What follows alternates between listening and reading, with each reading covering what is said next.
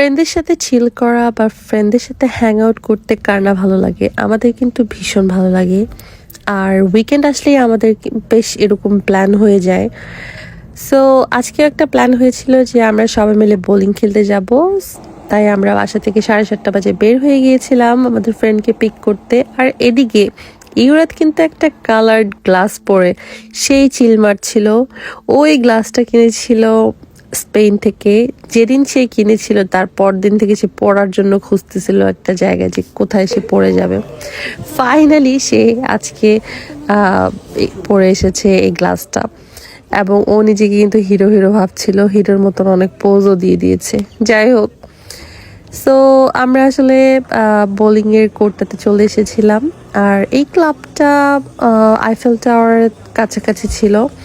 আমরা ভেবেছিলাম যে খেলাধুলা শেষ করে একটু আইফেল টাওয়ারে যাব, বাট যাওয়া হয়নি সত্যি বলতে।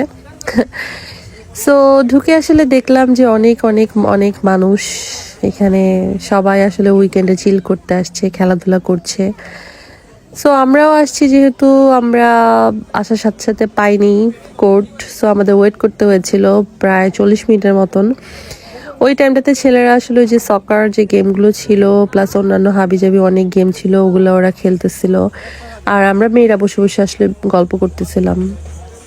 সো যাই হোক, পরে আমরা জুতাটা চেঞ্জ করে নিয়েছিলাম, ওদের যে স্পেশাল জুতা থাকে সেটা আমরা পরে ফাইনালি আমরা যে কোর্টটা পেয়েছিলাম আমরা খেলা শুরু করলাম। আর এই যে এখানে আমি ফার্স্ট বোলিং ছিল আমার। সো ফার্স্ট হিসেবে তেমন একটা খারাপ হয় নাই, যেহেতু অনেকদিন পর আসলে খেলতে এসেছিলাম। নর্মালি আগে অনেক আশা হতো, অনেক খেলা হতো, কিন্তু আদিয়ান হওয়ার পর আসলে তেমন একটা আশা হয় না, কারণ ও ছিল ছোট। আর এখন দেখলাম যে ও বেশ এনজয় করে, কজ ওই দিন সে অনেক বেশি মজা করতেছিল, সবাইকে চেয়ার আপ করতেছিল। তাই এখন থেকে চিন্তা করেছি যে মাঝে মাঝে আসলে বোলিং খেলতে যাব, কারণ ফ্রেন্ডদের সাথে বোলিং খেলতে গেলে আসলে অনেক বেশি ফান হয়, খুব ভালো লাগে, ভালো একটা রিফ্রেশমেন্ট হয় আসলে। আর এই যে আমাদের খেলাও শেষ হয়ে গিয়েছিল। বাই দ্য ওয়ে, আমি কিন্তু খেলাটা উইন করেছিলাম। আর এখানে আদিয়ানের সাথে আমি বসে বসে ওকে গাড়ি চালানো শেখাচ্ছি। সে এই স্টিয়ারিংগুলো ঘোরাতে খুব পছন্দ করে, যেখানেই দেখবে বাস শুরু হয়ে যাবে। ইভেন তো গাড়িতেও সে সেম কাজই করে। যাই হোক, এরপর আমরা বাসায় চলে গিয়েছিলাম, ওদের জুতা টুতা খুলে আমরা বাসায় চলে এসেছিলাম। আর এই যে এই ক্লিপটা ছিল তার পরের দিনের। সো তার পরের দিন আমি আসলে একটু রান্নাবান্না করেছিলাম, অ্যাজ ওয়েদারটা তেমন একটা ভালো ছিল না। আমি একটু কুমড়ো দিয়ে, মাছের মাথা দিয়ে আর ভেজিটেবল রান্না করেছিলাম। আমার সবজি খেতে খুবই ভালো লাগে, তাই আমি একটু ভালো পোর্শনেই সবসময় রান্না করি, কারণ খুব তাড়াতাড়ি আমি শেষ করে ফেলি সব। যাই হোক, এই যে দেখো ওয়েদারটা, বৃষ্টি হচ্ছিল, আবার কেমন যেন একটু রোদ রোদ ছিল, একটা রেইনবো উঠেছিল, দেখতে খুব ভালো লাগছিল। আমার জানালা থেকে মানে আমার কিচেনের জানলা থেকে আসলে ভিউটা খুব সুন্দর লাগে দেখতে। পরে বিকালবেলা আদিয়ানকে নিয়ে আসলে এই আমাদের বাসার পাশেই যে মেরি আছে ওইখানে যাওয়া হয়েছিল। সো এখানে মেরি বলতে আসলে যে সিটি কর্পোরেশনের যে অফিস থাকে সেটাকে বোঝায়। সো এখানে বিভিন্ন ধরনের অ্যাক্টিভিটি থাকে আসলে বাচ্চাদের জন্য প্লাস বড়দের জন্য। এই যে বড়দের জুম্বাও হচ্ছিল। এরপর ওখানে আমাদের নেইবার প্লাস ফ্রেন্ডদের সাথে দেখা হয়, এলিন। ওকে তোমরা প্রবলি আমার আগের ব্লগগুলোতেও দেখেছো। সো ওর কিন্তু 3টা বিড়াল আছে।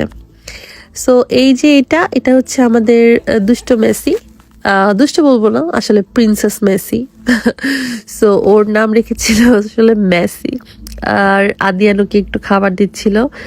আদিয়ান বিড়াল খুব পছন্দ করছে। আমি চিন্তা করতেছিলাম ওর জন্য একটা বিড়াল নিব, কিন্তু আমি আসলে 2টা বাচ্চা একসাথে কিভাবে পালবো সেই চিন্তা করে করে আসলে নেওয়া হয় না। যাই হোক, তারপর আমরা একটু উনুটুনু খেলছিলাম। আর এই যে প্রিন্সেস মেসি আবার চলে আসছে। আর এখানে আমরা একটু দেখছিলাম কাভি খুশি কাভি গাম। আর এলিন আমাদের অনেক খাওয়ালো, থ্যাঙ্কস টু এলিন। ও আমাদেরকে অলওয়েজ হচ্ছে ভালো ভালো রান্না করে খাওয়ায়। এরপর আমরা বাসায় চলে গিয়েছিলাম। আর এটা ছিল আমার পরের দিনের ক্লিপটা। পরের দিন আসলে আদিয়ানের পেডিয়াট্রিশিয়ানের কাছে ওর রেগুলার চেক আপ ছিল, ওইখানে গিয়েছিলাম। আর ইন দ্য মিন টাইম কিন্তু আমরা সবাই অনেক সিক হয়ে গিয়েছিলাম, আমাদের প্রচণ্ড ঠান্ডা লেগেছিল। স্টিল আমার ভয়েস শুনে তোমরা বুঝতে পারবা যে আমার আসলে এখনও ঠান্ডা লেগে আছে। যাই হোক, এই তো আজকের ব্লগটা ছিল। ভালো লাগলে প্লিজ লাইক করবা আর ফলো দিও প্লিজ। বাই।